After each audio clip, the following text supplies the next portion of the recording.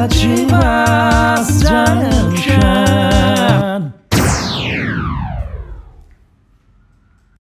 प्रियंका जी, बहुत बहुत स्वागत है, अभिनंदन है अचीवर्स जंक्शन के स्टूडियो में।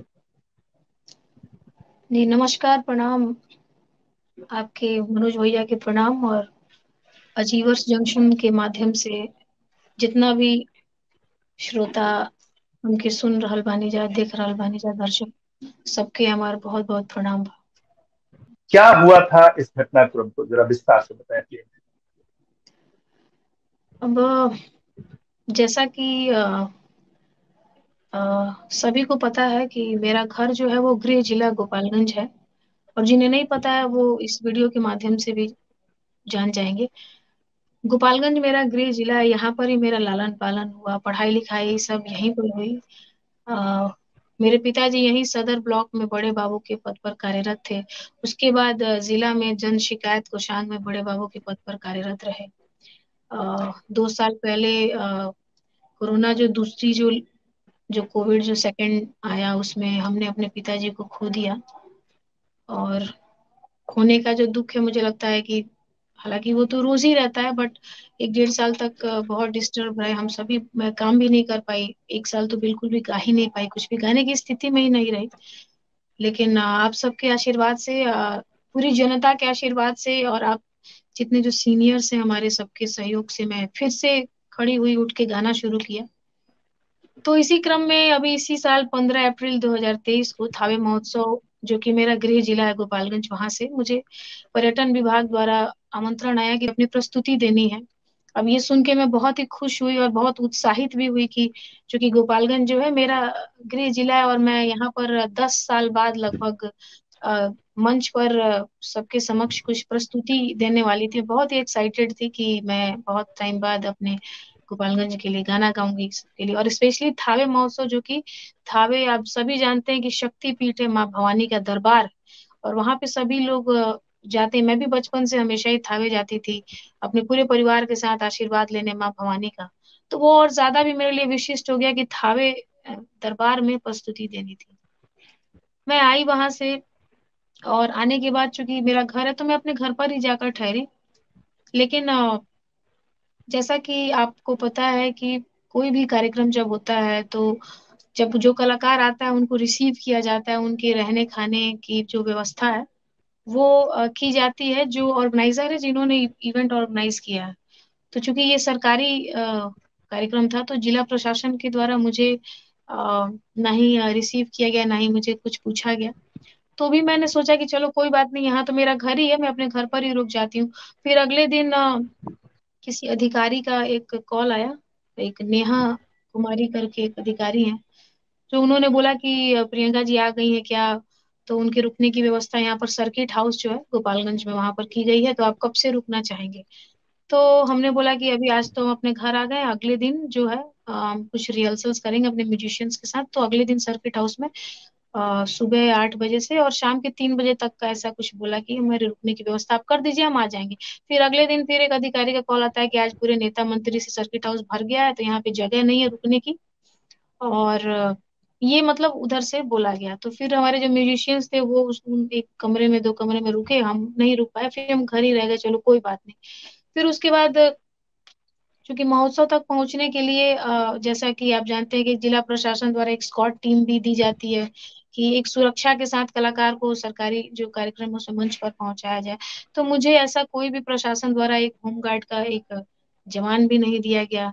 हाँ, एक जो वही नेहा जो अधिकारी थी, वही एक जादवपुर मोड़ है यहाँ पर गोपालगंज में, वहां पर वो गाड़ी लेके अपनी खड़ी थी, और फिर हम अपने गाड़ी में अपने घर से अपनी माता और अपने भाई और भी जो हमारे घर की जो कुछ महिलाएं थी जो कार्यक्रम देखना चाहती थी, उनके साथ गए और पहुंचे। और वहां पहुंचने के बाद भी किसी ने कोई वेलकम, जैसे होता है ना कि पहुंच भी गए तो कोई अधिकारी या पदाधिकारी कोई मिलने आया कि हाँ।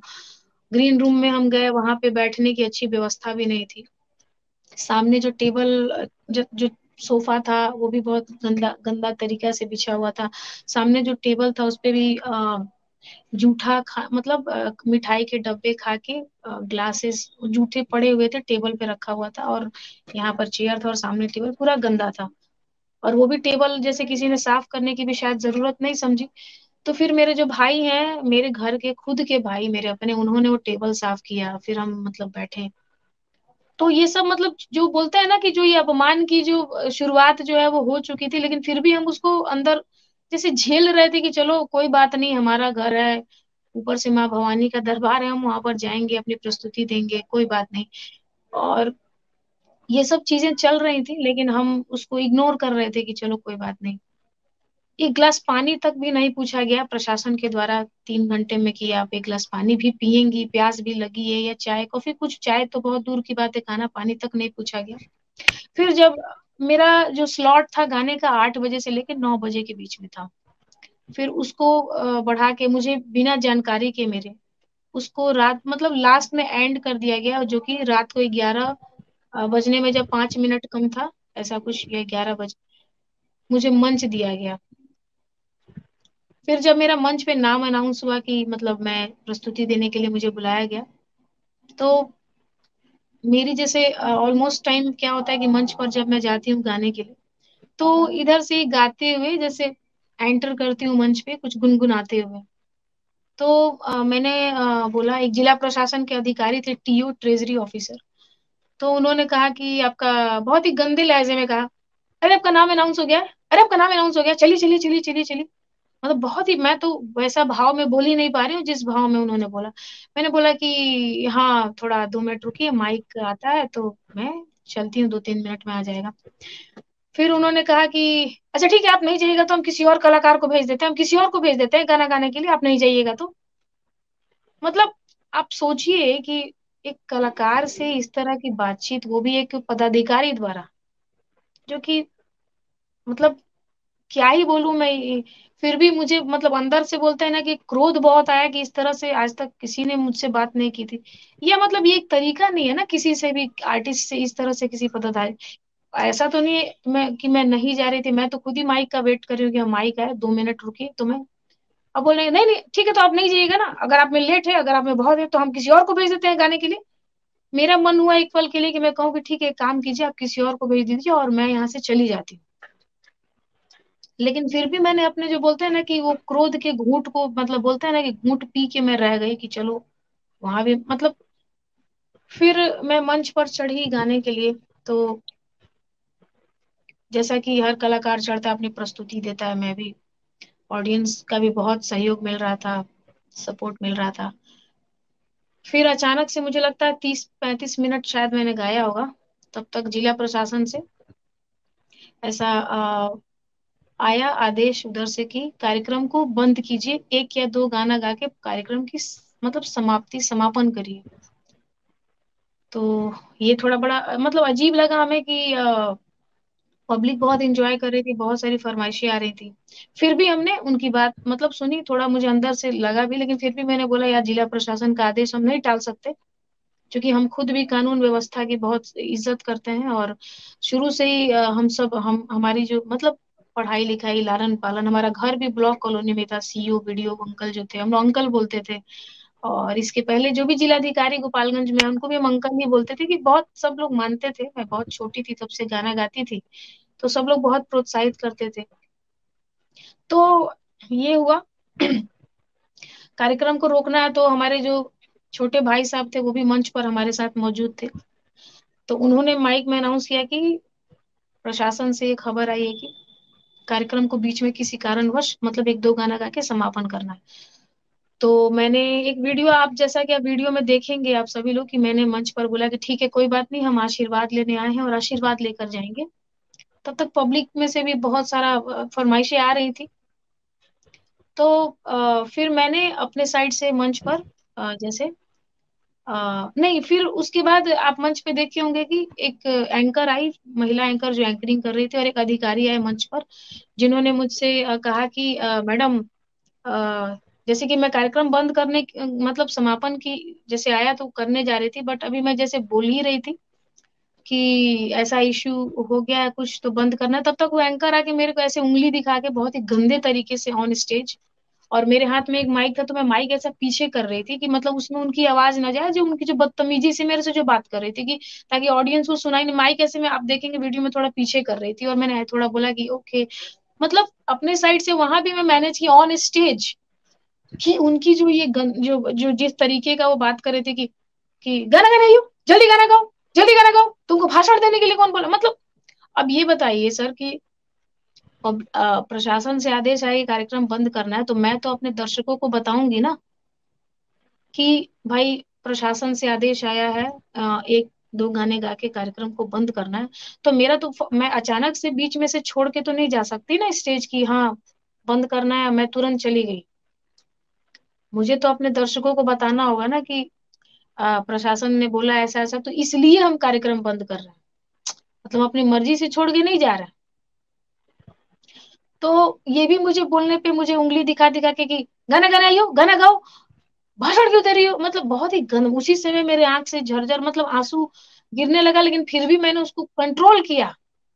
और मैंने फिर अनाउंस किया कि एक देशभक्ति गीत है जो मैं बचपन से, क्योंकि गोपालगंज के लोग मुझे ए मेरे वतन के लोगों, जो मेरा सॉन्ग है इसी से, मतलब बचपन से मेरी इसी गाने से ही शुरुआत हुई है।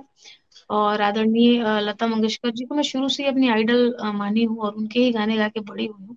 तो चूंकि गोपालगंज में कार्यक्रम था तो मैंने सोचा इससे बेहतर कोई गाना नहीं हो सकता, और चूंकि महोत्सव था और जिला प्रशासन के लोग थे, सारे अधिकारी मौजूद थे, तो हमने सोचा कि इससे समापन कर देते हैं।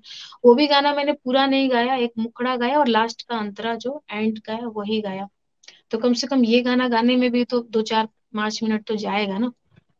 उस दौरान भी मुझे उंगली दिखा दिखा के बहुत गंदे तरीके से, मतलब बोलता है ना कि वो प्रयास किया गया कि मतलब रोकने का।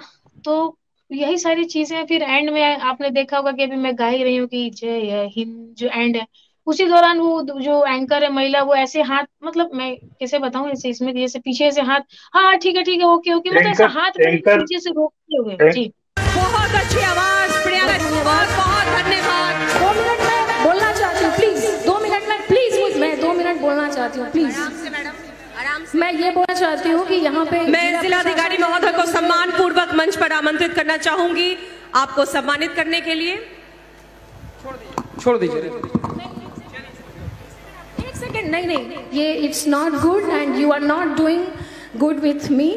एंड ऐसे इस कलाकार की इस तरह से बेइज्जती नहीं होनी चाहिए कि कोई कलाकार गा रहा हो और आप बार बार बीच में, एक second, no no it's not done. मैं गाने के लिए मर नहीं रही हूँ, बहुत सारा बच्चा मेरे पास गाने के लिए। No it's not done. यहाँ के जिला प्रशासन, आपने बहुत ही गलत किया, बहुत ही गंदा एक्सपीरियंस है मेरा 10 साल बाद यहाँ की बेटी को इस तरह से सम्मान दिया, बहुत गलत किया। इसका न्याय थावे वाली माँ करेगी। पता चला रूपम त्रिविक्रम या ऐसा कुछ था नाम। वो भी गोपालगंज से है, रूपम। नहीं वो गोपालगंज से तो नहीं है, वो शायद पता चला कि पटना वगैरह की रहने वाली थी शायद। चलिए, दो तीन चीज हम बात करते हैं। पूरी घटना हमारे दर्शकों तक पहुंची और आप सुर में, जो गायक होता है, जो कलाकार होता है, उसका जीवन पूरी तरह सुर में होता है।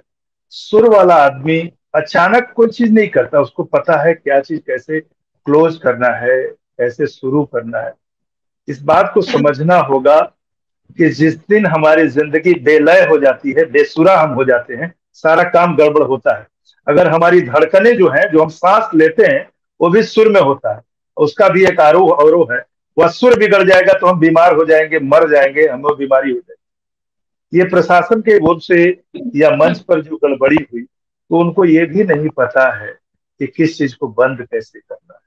तब अब सवाल ये होता है कि क्या पता नहीं है, या वो किसी तरह के दबाव में थे? ऐसा कौन सा बड़ी घटना हुई, ऐसा कौन सा दबाव था कि अचानक से प्रोग्राम बंद करने को हुआ, और कोई गाड़ी उसके पास 2 मिनट 3 मिनट भी समय नहीं है कि किस तरह से क्लोज किया जाए?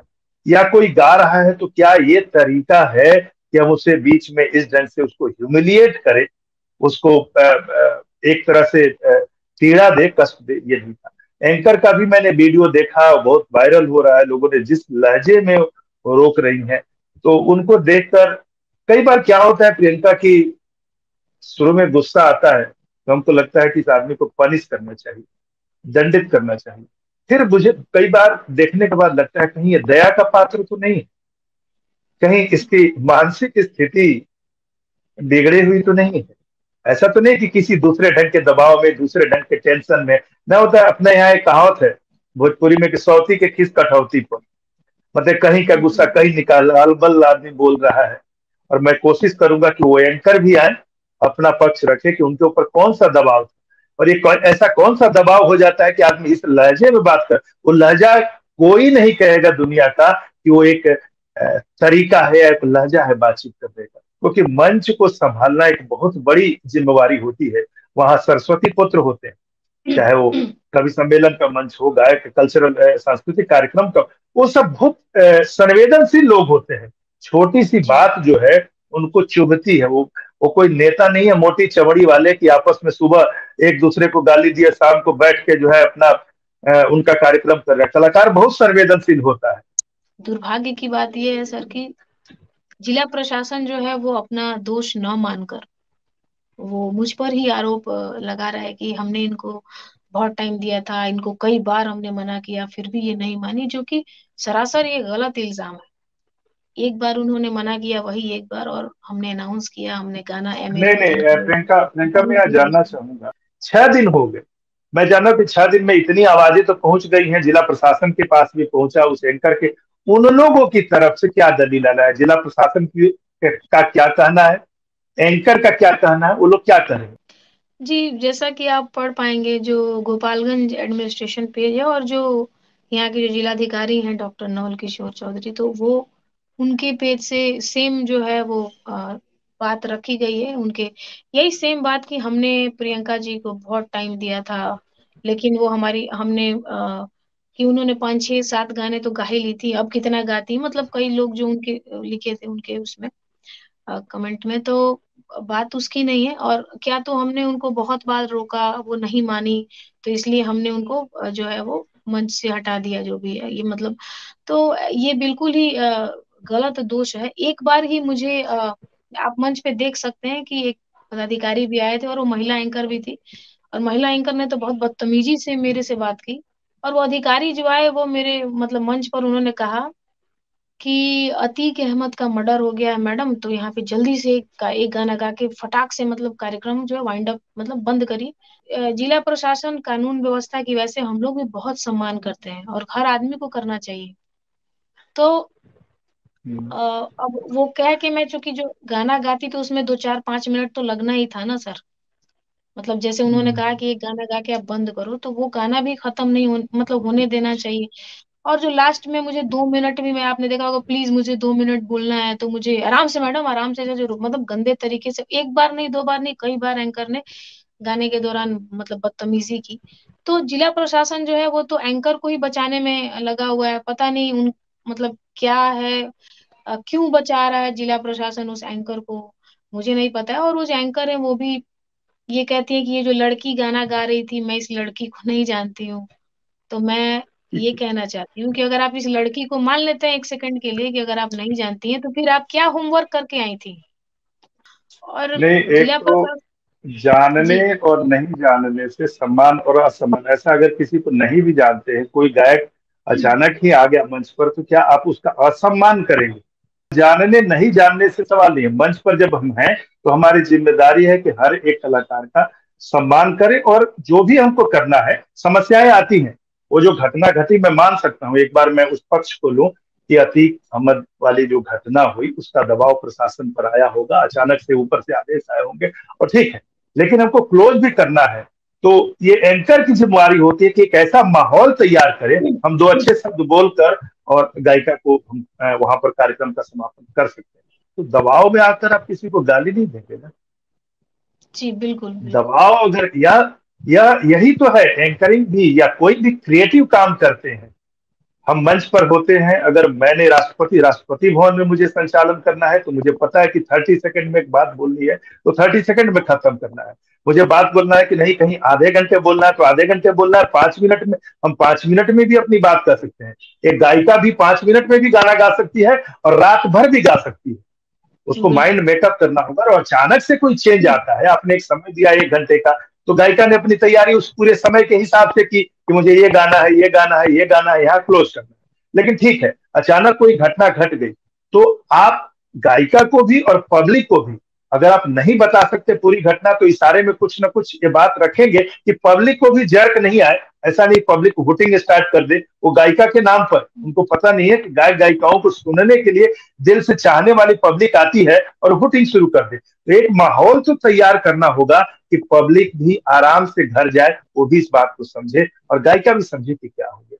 मैं ये कहना चाहती हूँ अपने दर्शकों से और पूछना भी चाहती हूँ एक सवाल भी जिला प्रशासन से कि जिस इशू को देख के अहमद का जो मर्डर की लॉ एंड ऑर्डर उन्होंने जैसा कि लिखा है कि लॉ एंड ऑर्डर जो है वो का सवाल था और राइट हो जाता, दंगे हो जाते या बहुत लोगों की जाने जाती, तो एक गायिका का जो एक कलाकार का इमोशन जो है वो जिला प्रशासन मतलब वो मायने नहीं रखता, जिला प्रशासन का निर्णय अंतिम होता है।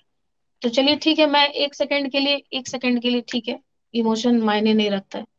तो मैं ये पूछना चाहती हूँ माननीय हमारे जिलाधिकारी महोदय से गोपालगंज के कि ये बताइए कि जो इश्यू आपने मुझे बताया कि राइट हो जाएगा, ऐसा हो जाएगा, इसलिए तुरंत बंद करना है, तो पहली बात ये कि मुझे पता चला कि उनका जो जो जो इशू बताया वो जो था मर्डर शायद वो 10:30 बजे हो चुका था और तब तक तो कार्यक्रम चल रहा था। तो पहली बात तो ये कि इस इशू के कारण अगर आपने कार्यक्रम बंद कराया और जो मेरी बेइज्जती की, तो उस हिसाब से तो फिर आपको मुझे ही आपको खुद आके मंच पर कह देना चाहिए कि ऐसी ऐसी घटना हो गई है, तो हम अब कार्यक्रम यही जो बंदा जो भी लड़का गा रहा हो या जो भी कलाकार गा रहा है वहीं पे आपको बंद कर देना चाहिए। पहली बात तो ये लॉ एंड ऑर्डर की जहां तक आपने बात की लिखी है अपने उसमें पेज से या ट्विटर पे, तो पहला पॉइंट तो ये। और दूसरा पॉइंट ये कि अगर चलिए मैंने आपने तो वो नहीं किया, उल्टा मेरे ऊपर इल्जाम आप मर्डर है। और दूसरा पॉइंट ये कि फिर अगर मेरा कार्यक्रम बंद हुआ इस इशू के कारण, तो दूसरे दिन क्यों कार्यक्रम किया आपने थावे महोत्सव में? दूसरे दिन भी तो लॉ एंड ऑर्डर आपका कहाँ गया था? जैसे दूसरे दिन भी तो दंगे हो सकते थे ना, क्योंकि 15 अप्रैल की रात को आप समझ रहे हैं सर मैं क्या कहना चाहती हूँ कि मतलब जो लॉ एंड ऑर्डर, तो फिर दूसरे दिन भी तो दंगे हो सकते थे ना, जो इशू दे के आपने मेरा प्रोग्राम बंद कराया। तो फिर उस दिन आपका लॉ एंड ऑर्डर कहाँ गया था माननीय जिलाधिकारी साहब? आपको क्या लगता है, मतलब ये घटना जो आपके साथ हुई उसके पीछे आपको क्या लगता है? फिर मुझे क्या लगेगा, मुझे तो बस अभी यही लगता है कि शायद पहले से ही सबने सोच रखा था कि भाई इनको बुलाना है और यहाँ पे इस तरह से इनकी बेइज्जती करनी। अब ये सब चीजें देखते हुए तो मुझे यही लगता है, क्योंकि बाकी जो कलाकार है, और हाँ इस महोत्सव में जैसे एक कलाकार को अगले दिन भी, जैसे एक कलाकार की दो दिन मतलब जो है एंट्री हुई, तो खैर उससे मुझे वो नहीं है, ठीक है वो आपका अपना जो है डिसीजन है। लेकिन कहने का मतलब है कि आप निष्पक्ष मतलब कार्य कीजिए ना। आप एक जिलाधिकारी हैं, जिला प्रशासन का काम है कि हर कलाकार के लिए, हर व्यक्ति के लिए उनको निष्पक्ष होना चाहिए, ना कि अपनी गलती छुपाने के लिए आप किसी और पे आरोप मढ़ रहे हैं जो कहीं से भी गलत मतलब शोभनीय नहीं है। और एक दुख की बात ये भी है कि जो जिलाधिकारी है वो खुद जो वीडियो जो ओरिजिनल जहाँ पे जो मेरी बेइज्जती हुई है उसको एडिट करके वो अपने टाइमलाइन से अपलोड किया ट्विटर पे, लोगों को ये बता रहे हैं कि ये देखिए इनको तो हमने पूरा समय दिया था फिर भी ये 4 मिनट 30 सेकंड गाते रह गई, और मतलब फला फला जो भी अपना। तो ये तो मतलब निहायत ही एक मतलब शब्द ही नहीं है कि मैं इस उनके इस कृत्य को क्या नाम दूं कि आप वीडियो एडिट करके लोगों को बताना चाह रहे हैं कि मतलब Priyanka Singh is wrong and I am right, जबकि ऑडियंस ने, लोगों ने, श्रोताओं ने सारे जो ओरिजिनल फुटेज है वो देख रखे हैं और कमेंट भी उनको किया गया है कि भाई आप जो वीडियो बड़ा अच्छा एडिट कर लेते हैं, हमें नहीं पता था कि ये भी मतलब गुण आपके अंदर है माननीय जिलाधिकारी महोदय। तो ये बड़ा ही एक दुख की बात है। और मैंने जब कहा कि मैं आपकी शिकायत जो है वो बिहार पर्यटन मंत्रालय कला संस्कृति विभाग में करूंगी, तो उन्होंने कहा कि ठीक है जय जो करना है कर लीजिए। सोचिए मतलब ये इस तरह से मतलब रिप्लाई आया मुझे। और मैं पूछना चाहती हूँ जिला प्रशासन से गोपालगंज के कि अभी तक उस एंकर पे कार्रवाई क्यों नहीं की गई? जब मैं रोते रोते नीचे आ गई, जब हम जाने लगे, बहुत सारे जो वहां पे जो जनता थी वो आकर, जनता मतलब वो मुझसे मिलना चाहिए कि दीदी आप हम सब आपके साथ हैं। वहीं गुप्तावे में जब मैं आने लगी तो वहां पे नारे लगाए कि जिला प्रशासन हाय हाय प्रियंका सिंह दीदी मतलब जिंदाबाद ऐसा। तो प्रशासन ने उनको ऐसा डंडा जो बड़ा सा ऐसे पीछे ऐसा जोर से ढकेला जैसे लगा है कोई आतंकवादी आ गया है मतलब। तो मतलब धक्का दे के उनको हटाया और हमें बोला कि जल्दी जल्दी बैठिए आप लोग, निकलिए निकलिए मतलब अजीब बात है भाई। और यही सारी चीजें हैं। तो यही बस मैं मुझे दुख इस बात का है ना सर कि बाकी सारी बातें चलिए एक तरफ है, पानी पीना ही पूछना या जो भी चीजें मानी एक सेकंड के लिए मैं भूल भी जाऊं, तो मंच पे जो मेरा अपमान हुआ उसको मैं कैसे भूलूं। मेरा एक शेर है कि चांद सूरज बने के जो मन बा, चांद सूरज बने के जो मन बा, तब तक गरहन के सही के बातें।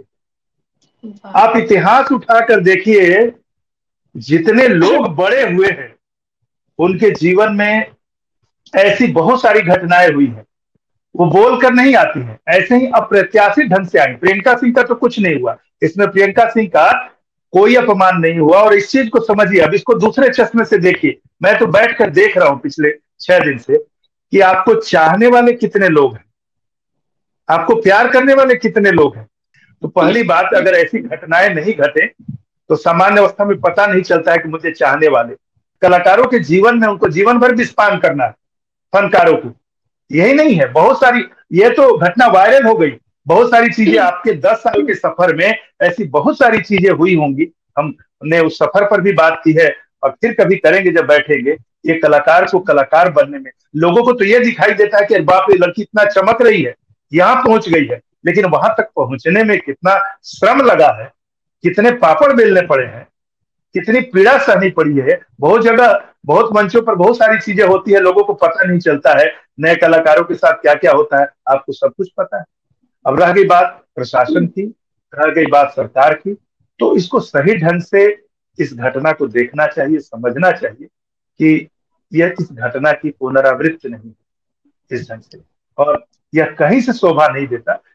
अप्रत्याशित घटनाएं तो होती रहती है जीवन में ना, घटना बोल के थोड़ी होती है। किसी का मर्डर बोल के होता है कि बम बोल के फटता है, बहुत सारे जीवन में घटनाएं होती है। उसी में तो हमको संयम रखना होता है कि हम कैसे करें, वहीं पर संभलना होता है। तो इसलिए प्रियंका सिंह, अब आगे क्या योजना है, क्या सोच रही है, आपको क्या लगा 6 दिन, क्योंकि आपके दिमाग की अवस्था, जो मन की अवस्था होगी बड़ी विचित्र रही होगी। आप गोपालगंज में है, बहुत कुछ चल रहा होगा आपके मन में। जी जब से ये घटना हुई है मुझे लगता है उस रात से मैं रोते रोते ही मंच से उतरी और मतलब पूरे रास्ते ही घर रोते रोते पहुंची। इवन मेरी माता जी भी बहुत मुझे रोता मतलब आंसू देख के उनके भी आंखों में आंसू आ गया। मेरे भाई भी बहुत मतलब एक और भाई हमारे हैं जो अभी मतलब पीएचडी कंप्लीट करने के लिए दिल्ली में है, वो भी परेशान हो गए। मतलब पूरी फैमिली जो है वो मुझे डिस्टर्ब देके सारे लोग डिस्टर्ब हो गए। और पिछले मुझे लगता है 5-6 दिनों से ना ही ढंग से किसी ने खाना खाया, ना ही किसी की नींद किसी को आ रही। क्योंकि दिन भर क्या है कि घर पर जो हमारे जो मतलब जो शुभचिंतक हैं या गोपालगंज के जो तमाम जो पदों पर आसीन, जो उच्च पदों पर आसीन जो अ, जो लोग हैं, जो मंत्री विधायक या जो भी हमारे जो आम जनता या जो भी हमारे रिश्तेदार जो हमें बहुत बचपन से मतलब जिन्होंने प्रियंका सिंह को देखा है, हमारी फैमिली को देखा है बचपन से, जितने जो लोग हैं जो बचपन से प्रियंका के सफर को देखा है, वो सब लोग जो है वो मतलब मुझे मोटिवेट करने के लिए आ रहे हैं कि बेटा हम सब साथ में हैं, आप घबराना नहीं, आपकी कोई गलती नहीं है। मैं एक बात बोलना चाहती हूँ कि मैं बचपन से इवन मेरी पूरी फैमिली में ही मेरी माता जी भी, जैसे डीएम साहब ने एक पोस्ट किया जिसमें उन्होंने लिखा कि प्रियंका सिंह और उनके भाई को सस्ती लोकप्रियता चाहिए, इसलिए उन्होंने यहाँ पे रोना धोना और ये सब मतलब ड्रामा किया। मतलब उनको मेरे जो आंसू हैं वो ड्रामा लगे वहां। मतलब बड़ी अजीब बात है। ये बताइए कि अभी मैं आपसे बात कर रही हूँ तो अभी मैं क्या रोना चाहूँ तो मैं रो सकती हूँ, क्योंकि मुझे नहीं ऐसा महसूस हो रहा है तो मैं जबरदस्ती थोड़ी ना आंसू गिरा लूंगी ना। या आप जबरदस्ती, आंसू कब आता है जब इंसान को मतलब चारों तरफ से जब बहुत टूट जाता है ना, मतलब कि भाई अब क्या करें, तो ही आंसू आते हैं। तो मेरे आंसुओं को भी वो मतलब ऐसा सस्ती लोकप्रियता का नाम दे दिया उन्होंने। ये मैं बताना चाहती हूँ आपके चैनल के माध्यम से सर दर्शकों को कि सस्ती लोकप्रियता की जहां तक बात है तो मेरी माता जी जो हैं जब हम लोग बहुत छोटे थे तब से मेरी माँ जो है अब तक के मतलब सफर में हम इतने बड़े हो गए, 2000 लड़कियों की शादी खुद से करा चुकी है। सोचिए 2000 मतलब लड़कियां, मतलब सोच लीजिए। और यही नहीं, वो जैसे जो पैसे रुपए भी जैसे जो होता है जब दहेज वगैरह कुछ देना, तो वो उस समय आप मानेंगे नहीं, जिला प्रशासन में जैसे सीओ बीडीओ अंकल या एसपी डीएसपी अंकल, उन लोगों से भी चंदा लेके मेरी मम्मी जो है ना, मतलब खुद से सोचिए, ऐसा किसी के अंदर ये भी, इसके लिए भी कलेजा चाहिए कि किसी को हेल्प करने के लिए भी किसी से ऐसे मतलब पदाधिकारी से भी कि सर आप मदद करिए। और लोग करते भी थे क्योंकि मेरी माँ का वैसा व्यक्तित्व रहा है शुरू से। मेरे पिताजी बड़ी ईमानदार मतलब अधिकारी रहे हैं। चलिए प्रियंका, ये जो आंसू हैं वो प्रतिरोध और प्रतिशोध के आंसू होते हैं। ऐसे ऐसे आंखों से आंसू नहीं छलकते, समझना होगा कि कुछ जब कलेजा भर जाता है ना, तब ये शब्दों के रूप में या आंसुओं के रूप में ही बाहर निकलता है। आदमी एकदम फट जाता है तो फिर भयंकर शब्द निकलते हैं, और या तो अपने को रोक लेता है तो आंखों से आंसू निकलते हैं। इस बात को समझना होगा कि पूरी तरह से आप भरी हुई थी, और वो समय का एक ऐसा सिचुएशन था, एक घटना थी।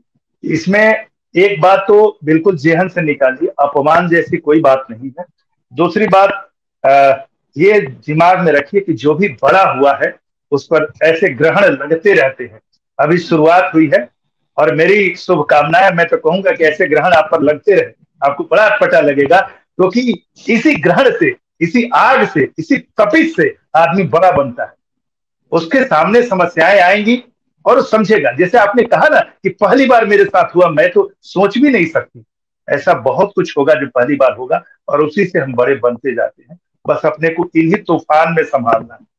मैं बस यही कहना चाहूंगी सर अंत में कि बिहार सरकार और कानून व्यवस्था पे मुझे बहुत भरोसा है, अपने देश की कानून पे। चलिए हम माहौल को बिल्कुल हल्का करते हैं, और 6 दिन से आप भी भरी हुई है प्रियंका की, एक बार तो मुस्कुराइए आप। फिलहाल हम लोग कोई गाना आपसे सुनते हैं प्रियंका। अभी चूंकि आप हमसे इतने सीनियर हैं कि मैं क्या बोलूं सर, और आप भी चूंकि भोजपुरी के एक आन बान शान हैं, और मैं अपने आप को बड़ा ही एक खुश नसीब समझती हूँ कि आपके इस सेशन में आपने मुझसे संपर्क किया, बात की, मेरी भावनाओं को समझा। और आपकी बात मैं टाल भी नहीं सकती, और मिजाज भी वैसा नहीं है, लेकिन फिर भी क्योंकि आपके दिए हुए गजल को भी मैं गाई हूँ, जो कि बड़ा ही कमाल के शब्द हैं। और मुझे लगता है कि अ, कई लोग जब भी मैं लाइव आती थी तो कई लोग आपकी जो लिखे हुए जो गजल हैं उसकी फरमाइश आती है, जिसको हमने समय नाम दिया था। मैं कोशिश कर रही हूँ कि 2 लाइन ना आपके लिए और अपने दर्शकों के लिए, जिन्होंने बहुत ही प्यार और सम्मान दिया है, उनके लिए गुनगुनाऊं। जाई ता जाई हम कहाँ के, जा